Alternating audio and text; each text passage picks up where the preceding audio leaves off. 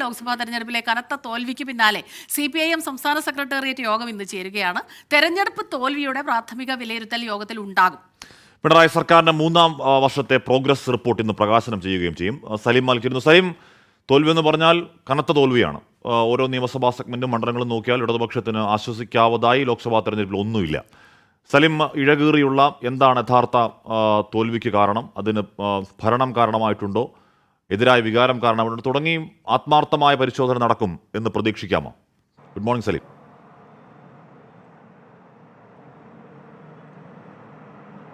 Good morning Hashmi Smitha.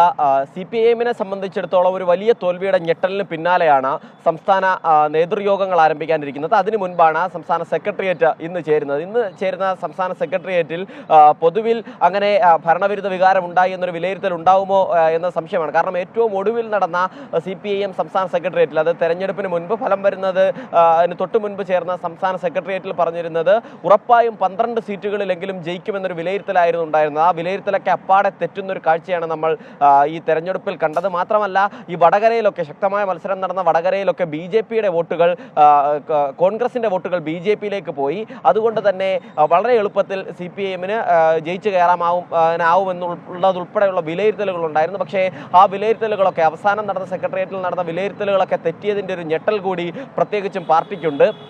അതുകൊണ്ട് തന്നെ അതിനെ എങ്ങനെ ന്യായീകരിക്കാൻ കഴിയും, അതല്ലെങ്കിൽ പൊതുസമൂഹത്തിന് മുന്നിൽ വിശദീകരിക്കാൻ കഴിയും എന്നതിലാവും ഇന്നത്തെ പ്രധാനപ്പെട്ട ആലോചന. ഇഴകീറിയുള്ള പരിശോധനകളൊക്കെ നടക്കുക ഈ മാസം 16 ചേരുന്ന നേതൃയോഗങ്ങളോടെ ആയിരിക്കും. അപ്പോഴേ ഈ ബൂത്ത് തലത്തിലുള്ള കണക്കുകളൊക്കെ നേതാക്കൾ ഇപ്പോൾ തന്നെ സമാഹരിച്ചു തുടങ്ങിയിട്ടുണ്ട്. അതിൻ്റെ ഒരു ഏകദേശ രൂപം മാത്രമാണ് ഇന്ന് ലഭിച്ചിരിക്കുന്നത്. മുഴുവൻ കണക്കുകളും ലഭിച്ചതിന് ശേഷം എവിടെ നിന്നൊക്കെയാണ് വോട്ട് പോയത് എന്നുള്ള പരിശോധന ഉൾപ്പെടെ 16 ചേരുന്ന നേതൃയോഗത്തിലുണ്ടാവും.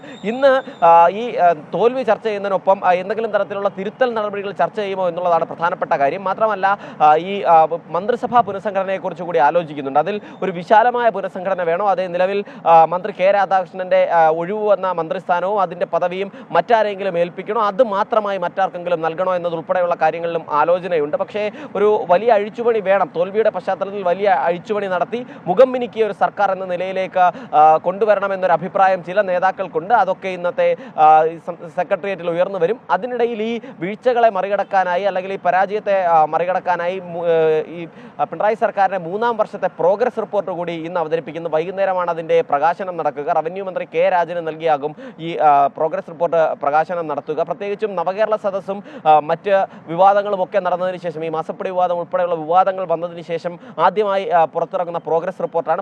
അതിൻ്റെതായ പ്രാധാന്യമുണ്ട്. അതിനെയൊക്കെ ഈ പ്രോഗ്രസ് റിപ്പോർട്ടിൽ ഏത് നിലയിലാകും വിലയിരുത്തുക എന്നുള്ളത് അറിയാനുള്ള രാഷ്ട്രീയ കൗതുകം നിലനിൽക്കുന്നുണ്ട്. അപ്പോഴും നവകേരള സദസ്സിനെതിരായ എതിർപ്പുകളും മറ്റ് പ്രശ്നങ്ങളുമൊക്കെ ഈ തെരഞ്ഞെടുപ്പിൽ വോട്ടായി ബാധിച്ചു എന്നൊരു വിലയിരുത്തൽ ഉള്ളപ്പോൾ തന്നെ അതിനെ സർക്കാരിൻ്റെ ഒരു ഭരണ നേട്ടമായി തന്നെയാകും പ്രോഗ്രസ് റിപ്പോർട്ടിൽ അവതരിപ്പിക്കാൻ പോവുക. മാത്രമല്ല, LDFിൽ നിന്നുകൂടി CPIMന് വലിയ ഒരു പ്രതിസന്ധി നേരിടുന്നുണ്ട്.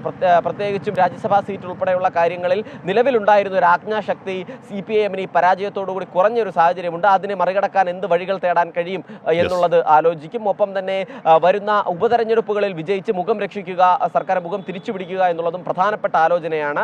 അതിലേക്കുള്ള സ്ഥാനാർത്ഥി നിർണയം ഉൾപ്പെടെ UDFിൽ ആലോചന തുടങ്ങിക്കഴിഞ്ഞു. അതുകൊണ്ട് തന്നെ LDFിലും ആ നിലയിലൊരു ആലോചന ആരംഭിക്കാനുള്ള നീക്കങ്ങളും ഇപ്പോൾ നടക്കുന്നുണ്ട്. ഹാഷ്മി സ്മിത. ശരി സലീം, നല്ലൊരു ദിവസമാകട്ടെ ഇന്ന്. Thank you.